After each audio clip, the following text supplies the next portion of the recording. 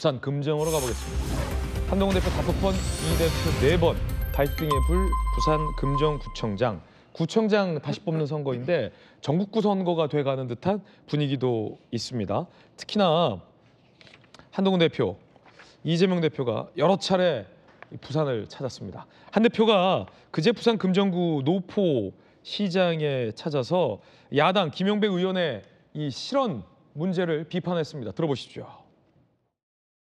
우리는 열심히 일하다가 돌아가신 분들을 모욕하는 사람들이 아닙니다. 그건 사람이 아니죠. 그런데 금정에서 더불어민주당이 그 속내를 드러냈습니다. 아무리 자기들 입속이 중요하다고 그건 아니지 않습니까? 그 행동을 보고 이런 말이 생각났습니다. 사람 되긴 어려워도 괴물이 되지 말자는 영화 속의 말이 생각났습니다. 우리가 얼마나 그런 폐륜적인 언행에 화가 나 있는지를 표로써 보여주십시오. 한동훈 대표가 폐륜적인 발언이다라고 문제 삼은 발언은 이 발언입니다. 김용배 의원이 보궐선거 원인을 제공, 혈세 낭비 억수로 하게 만든 국민의힘 또 찍어줄 거냐라고 얘기를 했어요. 자, 그런데 김재원 전 금정구청장 유족 측에서는 구청장 업무 수행 중 뇌출혈로 돌아가신 분에 대해서 혈세 낭비에 있다라고 말한 김용배 의원의 발언을 문제 삼았습니다. 김용배 의원도 신중하지 못한 발언이며 진심으로 사과한다라고 얘기를 했습니다만 이미 나온 발언은 주워 담을 수는 없죠. 정광재 대변인님, 네. 뇌출혈로 구청장 업무 수행 중에 돌아가신 분, 네. 안타까운 죽음이잖아요. 그래서 재보궐이 열리는 건데 김용배 의원은 왜 저렇게 얘기했을까요? 김용배 의원이 사실관계 파악을 못했다고 해요. 자신이 의뢰에 재보궐선거가 일어나니까 아마 결격사유가 선거법상의 결격사유가 있었기 때문에 재보궐선거가 치러진 것으로 알고 얘기를 한 것으로 알고 있는데 본인도 그렇게 해명을 했고요. 네. 사실 김용배 의원이 평소 의정 활동을 잘 하시는 분입니다. 저는 여기에 과도한 의미, 정치적 의미를 부여해서 김용배 의원을 비난하고 싶지는 않은데 잘못된 부분에 대해서 신속히 사과를 했고 그러나 그 정치인의 말 한마디가 갖는 그렇죠. 그 무게감은 굉장히 크잖아요. 그런 면에서 아마 김용배 의원도 이번 일을 통해서 큰 교훈을 얻지 않았을까 싶습니다. 네. 그래도 이 지원 유세를 하거나 당에 계신 분께서는 왜 저 재보궐선거가 열리는지는 최소한 알고서 선거를 도와야 되는 거 아닙니까? 조경 변호사님. 그것도 모르고 저렇게 비난한 거예요. 업무 수행하다 돌아가신 분인데 유가족들에게 얼마나 큰 상처가 되겠습니까? 그렇죠. 모르고 했다고 해도 문제네요. 이런 정도는 모르고 한 건 맞는 것 같아요. 이거. 알고 하면 더 문제고요. 그렇죠. 의도하고 이런 말을 했을 리는 없다고 보여지긴 하는데 특히 이제 사안이 업무 수행 중 돌아가셨기 때문에 유가족들로 상처를 받을 수밖에 없죠. 안타깝습니다. 이런 부분 정도는 확인하셨어야 되는데 어쨌든 당으로서는 본인이 사과는 당연한 거고 이재명 대표도 이 사안 자체가 간단치는 않다고 해서 윤리심판원 회부 지시를 그렇습니까? 예. 그래서 징계 검토를 하고 있는 상황입니다. 어찌 됐든 그 부분의 발언의 어떤 책임, 윤리적, 도의적 책임은 분명히 이제 본인이 지는 거는 맞다고 보는데 한동훈 대표 이제 선거 막판에 이 부분을 이슈로 삼으시는 것 같아요. 그만큼 이제 금정구청장 선거가 지역구청장 선거이긴 한데 전국적 선거가 됐죠. 이슈 자체도 지금 그렇게 번지고 있고 그리고 이제 야권 후보 단일화가 되면서 실제 접전 양상이 벌어지고 있는데 이 이슈를 부각시키는 걸 보니까 좀 마음이 급하시긴 한 것 같습니다. 이제 그런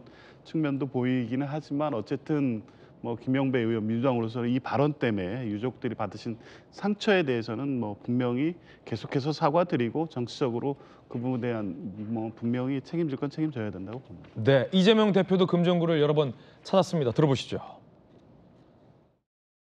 금정구에서 국민의 옐로우 카드를 꼭 보여주십시오. 제가 다른 사람 흉보는 거 별로 안 좋아하긴 한데 말해놓고 지키지 않는 사람이 하는 말은 아무 쓰잘데없는 소리 아닙니까? 저는 집권 여당이 약속하는 거 보면 이상해요. 제가 총선 때도 얘기했습니다. 뭘 자꾸 공약을 하세요. 그냥 하세요.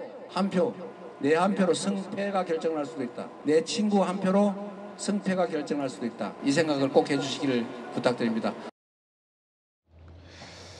자, 10월 16일 재보궐선거 사전 투표율 함께 보시겠습니다.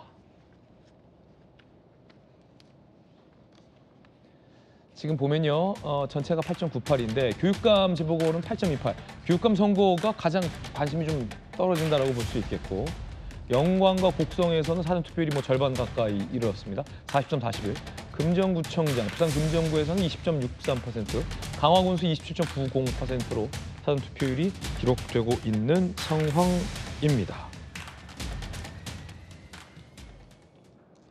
지금 뭐 여야에서는 이 금정구청장 선거에 모두 다 이제 주목을 하고 있는데, 오신환 의원님, 네. 뭐 조기현 변호사님 얘기했습니다만 각종 여론조사에서 굉장히 접전으로 나와요. 부산하면 지난 총선에서는 뭐 돌직구 출신 전재수 의원 한 지역 빼고 민주당이 전멸했던, 네. 다시 말해서 국민의힘이 지난 총선 와중에서도 다 이겼던 곳인데, 석권했던 곳인데, 금정구청장 여론조사에서는 굉장히 지금 경합 양상이다. 한 대표도 굉장히 긴장하고 있겠군요. 네, 네, 그렇습니다. 이제 좀 초박빙 상황으로 저희도 판단되고 있고요. 금정구가 지역적 특성상 그 보수 진영에 굉장히 유리한 지역이고, 네. 단 한 차례만 금정구청장을 뺏겼고, 국회의원 선거에서는 뭐 거의 수십 년째 지금 국민의힘의 정치인이 지금 배출되고 있는 그런 지역입니다. 그렇기 때문에 저 지역에서의 승패가 사실상 한동훈 대표도 그렇고, 또 어떤 면에서는 지금 이재명 대표도 거기에 좀 무게감을 두고 있는 그런 측면이 보입니다. 지금 저 김영배 의원의 실언과 관련해서 이례적으로 민주당에서도 그냥 즉각 바로 대응을 하고 윤리심판원에 회부하는 것으로 봐서도 저기 박빙 지역에서 상당한 영향을 미칠 수 있는 발언이기 때문에 그것을 일시에 좀 차단하기 위한 그런 수단이 아니었나 이렇게 보여지고요.